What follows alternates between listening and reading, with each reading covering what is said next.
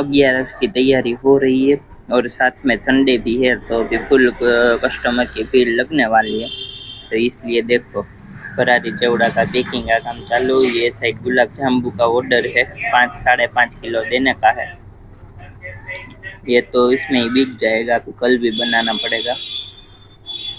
Special गाय के दूध का मावा भी आ गया। एक साइड इधर फरारी चौड़ा भी 10 किलो पैकिंग देने का है।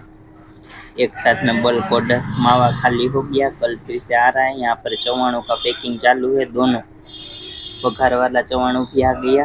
और ये साइड देखिए मीठा चेवड़ा हमारा जो पोहा से बनता है, चने की दाल और सिंगदाना सब कुछ उसमें आता है।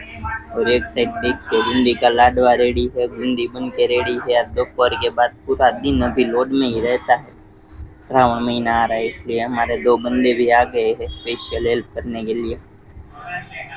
देखो पैकिंग करके रेडी, अभी यहाँ पर स्टैंड में लगा दूंगा, थोड़ा वीडियो शूट कर लेता हूँ। ये एक भाई का ऑर्डर है, यहाँ पर खाजली पड़ी हुई है। चलो सब अभी साफ सफाई की किया।